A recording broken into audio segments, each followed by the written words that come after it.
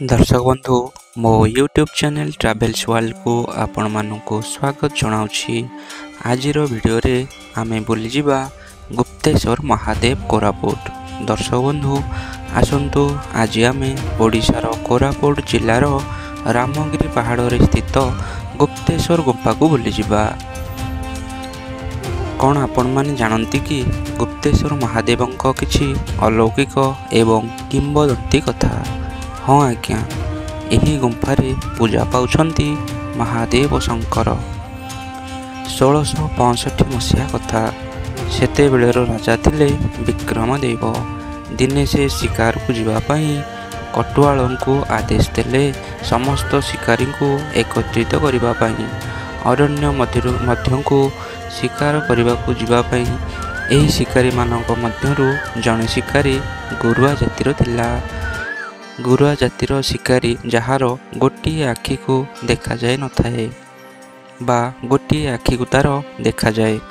भाग्यर विडंबना देखंतु, राजांक आदेश रे से शिकारी जनक गुप्तेश्वर गुंफा निकटरे शिकार करने को बाहरिला।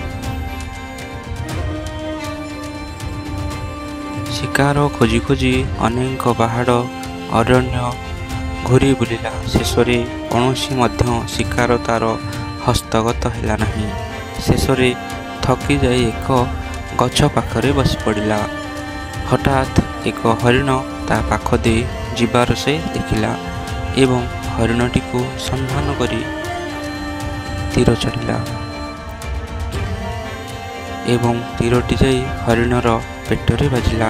हरिणटी कांदिबाकु लागिला एवं जंत्रणारे छटपट होई से प्रभु को डाकिला एवं एक गुंफा मध्य को दौड़ी पलाइला। शिकारी मध्य हरिण को अनुसंधान करी गुंफा मध्य को प्रवेश करिला। से सही हरिणटी को नेबा को चेष्टा करे तो शून्यवाणी हिला। से चारिआडे बुली चाहिला, केही कुआडे नाहंती। केउंठारु एही शब्द आसुछि। हठात एक पत्थर उपरे नजर पड़िला।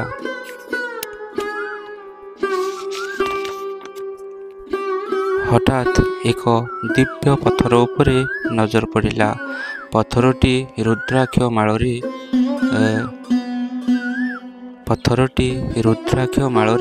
सुशोभित एवं शिवलिंगक आकृति रहिथिला।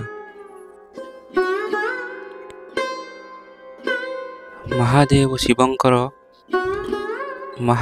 शिव शंकर प्रकट होई शिकारी को कहले, तुमे से हरिणटी को छाड़ी दियो।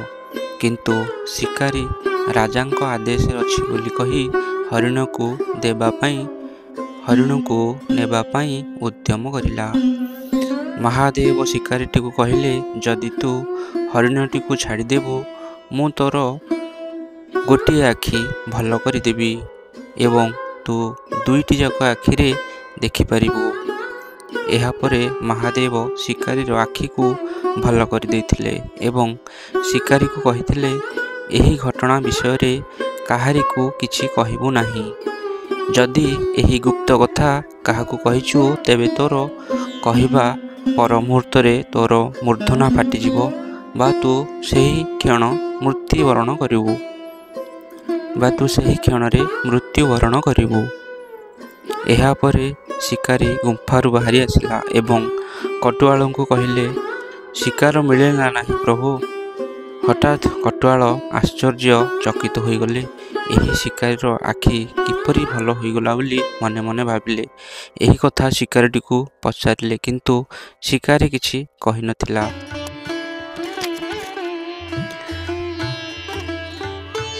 पर मुहूर्त रे कथा राजांक पाखକୁ ଯିବା ପରେ राजा शिकारी को मृत्युर भय देखाई सत कथा बाहर करदेले। शिकारीटी एही गुप्त कथा कहीदेवारू भगवान शिवंकर शून्यवाणी अनुसार तार सही क्षणी मृत्युवरण होइगला। राजा सैन्य सामंतों को लगाई गुंफाटी को खोजिबाकू लागिले, किंतु शिकारी गुंफार ठिकाना कहि नथिला। समस्त सैन्य सामंत अरण्य पहाड़ खोजी खोजी केउंठारे मध्य संधान पाइले नहीं। राजा रात्रे निद्रारे महादेवंको ସ୍ୱପ୍ନାଦେଶ ପାଇଲେ ଏବଂ ସ୍ୱପ୍ନରେ ମହାଦେବ ଗୁମ୍ଫାର ଠିକଣା ବତାଇଲେ ଏବଂ ସ୍ୱପ୍ନରେ ରାଜାଙ୍କୁ କହିଲେ ତୁମେ ସେଇଠାରେ ପୂଜା ଅର୍ଚ୍ଚନା କରିବ। ପରଦିନ ରାଜା ସେହି ଗୁମ୍ଫାରେ ପହଞ୍ଚିଥିଲେ ଏବଂ ପହଞ୍ଚିଲା ପରେ ସେହି ଦିବ୍ୟ ଶିବଲିଙ୍ଗକୁ ଦର୍ଶନ କରିଥିଲେ ଏବଂ ରାଜ୍ୟବାସୀ ତଥା ସମସ୍ତ ସୈନ୍ୟ ସାମନ୍ତ ମଧ୍ୟ ସେଠାରେ ସେହି ଶିବଲିଙ୍ଗକୁ ଦର୍ଶନ କରିଥିଲେ।